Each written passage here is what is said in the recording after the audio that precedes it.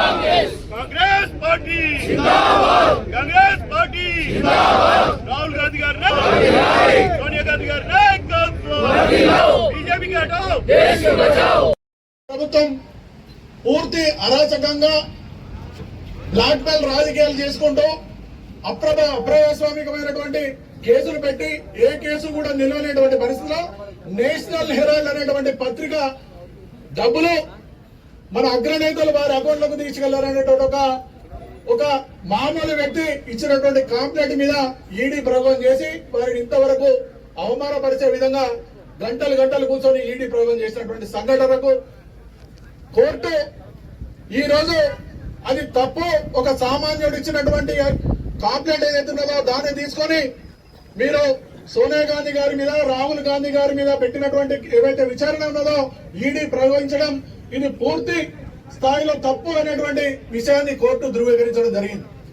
దీనితోనే ఈ బీజేపీ ప్రభుత్వం చేస్తున్నటువంటి ప్రతిపక్షాల మీద కుట్రతో వారి మీద అనవసరమైనటువంటి కేసులు పెట్టి మానసికంగా కార్యకర్తలను లేకుంటే నాయకులను ఒక నిర్వీర్యం చేయడానికి చేస్తున్నటువంటి భాగమే ఈ కేసులన్నీ. కానీ సోనియా గాంధీ గారు కానీ రాహుల్ గాంధీ గారు కానీ మన అగ్రనేతలు ఎవరు కూడా ఈ చిన్న ఏ కేసులకు కూడా భయపడకుండా ఎక్కడ కూడా దడవకుండా మేము ఈ భారతదేశం పౌరుల పక్షాన ప్రజల పక్షాన ఉన్నాం అని ముంగడిపోతున్నటువంటి తరుణంలో కోర్టు బీజేపీకి ఈ రోజు ఉన్నటువంటి ప్రధానమంత్రి గారు కానీ లేకుంటే హోమ్ మినిస్టర్ గారు కానీ అమిత్ షాకు ఈ యొక్క కోర్టు తీర్పు చెంపబెట్టుగా భావిస్తూ కాంగ్రెస్ పార్టీ యావత్ భారతదేశంలో ఈ రోజు బీజేపీ కార్యాలయాల ముందు ఈ యొక్క ధర్నా కాంగ్రెస్ పార్టీ ధర్నా చేసి నిరసన తెలిపి వెంటనే మోడీ గారు ఈ రోజు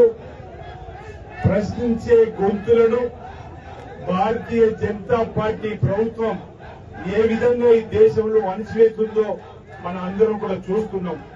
కోర్టులో వైపు మొట్టికాయలు వేస్తున్న నరేంద్ర మోడీ అమిత్ షా ఇద్దరు కూడా భారతీయ జనతా పార్టీ ప్రభుత్వాన్ని అడ్డుపెట్టుకొని ఈ రాష్ట్రాల్లో ఉన్నటువంటి దేశాలు ఉన్నటువంటి ప్రశ్నించే గొంతుకలను ఎక్కడికక్కడ అణిచివేయాలని చూస్తున్నటువంటి సందర్భాలు మనం అనేక చూసినాం.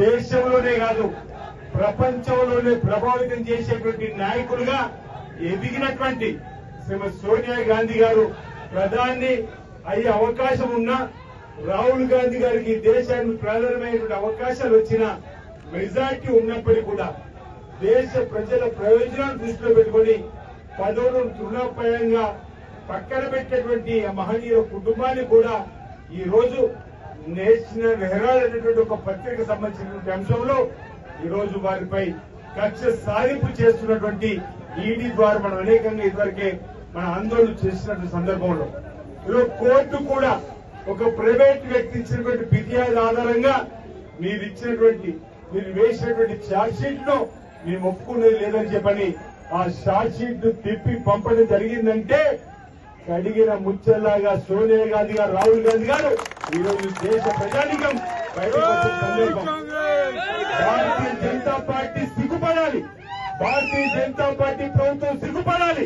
ఛార్జ్ షీట్ వేస్తే కోర్టు తిప్పి పంపిన సందర్భంలో ఈరోజు శ్రీమతి సోనియా గాంధీ గారి నాయకత్వంలో ఈరోజు రాహుల్ గాంధీ గారి నాయకత్వంలో మల్లికార్జున నాయకత్వంలో ఈరోజు ఏ విధంగా ముందుకు పోతున్నామో చూస్తున్నారు. ఈరోజు నేషనల్ హెరాల్డ్ పత్రిక కూడా ఆనాడు మన దేశానికి స్వాతంత్ర్యం తీసుకొచ్చే క్రమంలో మహాత్మా గాంధీ గారు తీసుకొచ్చినటువంటి ఏర్పాటు చేసినటువంటి పత్రిక ద్వారా మన దేశ స్వాతంత్ర్యం కోసం ఏ విధంగా మనం ముందుకు పోతున్నామో తెల్ల దొరలను తరిమి కొట్టడం చేసేటువంటి కోసం తీసుకొచ్చినటువంటి పత్రిక కూడా ఈరోజు రాజకీయ రంగు పులవడాన్ని నేను తప్పడుతున్నమాట సందర్భం చెప్తూ భారతీయ జనతా పార్టీ స్వాతంత్ర ఉద్యమంలో లేనటువంటి పార్టీగా స్వాతంత్ర ఉద్యమం జరిగినప్పుడు భారతీయ జనతా పార్టీ పాత్ర ఏంటి అని అడుగుతా ఉన్నాం.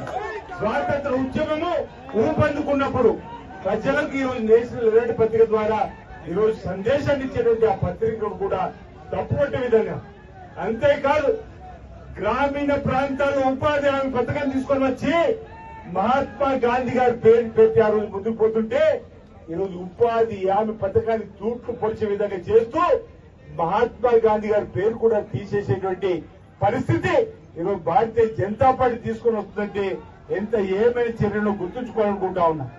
రాముడు అందరి వాడు, శ్రీరాముడు అందరి వాడు. ఈ రోజు హృదయం ఉన్న రాముడు కూడా ఈరోజు మా పార్టీకి సంబంధించిన వారిగా చిత్రీకరించే పనిచేస్తుంటే ఇంతకంటే సిగ్గుపడాల్సిన అవసరం ఉందంటున్నా. ఎన్నికలు వస్తేనే అక్షితలు గుర్తుకొస్తాయి, ఎన్నికలు వస్తేనే శ్రీరాముడు గుర్తుకొస్తాడు, ఆంజనేయుడు గుర్తుకొస్తాడు. ఈరోజు శ్రీరాముడు అందరి వారు, హనుమంతుడు అందరి వారు. అవునా కాదా మనం చూడాలి. కృతయుగము, ధృతయుగము, ద్వాపర యుగము, ఆ తర్వాత నడుస్తుంది కలియుగంలో. ఈ కలియుగంలో కూడా ఈ దేశంలో తెల్ల తెరల ద్వారా వేధింపబడ్డప్పుడు లేని భారతీయ జనతా పార్టీ ఈ రోజు ఏదో ప్రజల కోసం కపట ప్రేమను ఉరకబోస్తూ ముందుకు వస్తున్నటువంటి సందర్భాన్ని కూడా ఎప్పటికప్పుడు మనం ప్రజలు చెప్పాలి. ప్రశ్నించే గొంతుకలను సిబిఐ నట్టు పెట్టుకొని, ఈడీ నట్టు పెట్టుకొని ఈ రోజు అణిచివేయాలనుకుంటే ఈ రోజు తిరగబడతారు ప్రజలు. ఈరోజు భారతీయ జనతా పార్టీ వచ్చే ఎన్నికల్లో నామ రూపం లేకుండా ఈ దేశంలో చేసే సందర్భాలు రాబోతున్నాయని మాట సందర్భంగా చెప్తూ, పల్లెల్లో జరిగిన ఎన్నికల్లో కూడా భాజపా ఎక్కడుందో కూడా తేలింది. అయినా ఎందుకు ఈ వాపును చూసి బల్బులా ఈరోజు ప్రయత్నం చేస్తుందో అర్థం కాని సందర్భం. భారతీయ జనతా పార్టీకి సంబంధించినటువంటి నాయకుల యొక్క తీరు ఈ యావత్ దేశం చూసింది, యావత్ దేశం చూస్తుంది.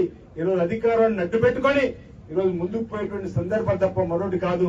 ఈరోజు శ్రీమతి సోనియా గాంధీ గారి కుటుంబం గాని, రాహుల్ గాంధీ గారి కుటుంబం గాని దేశం కోసం ప్రాణాలు అర్పించినటువంటి త్యాగదరుల కుటుంబం నుంచి వచ్చినటువంటి వాళ్ళు.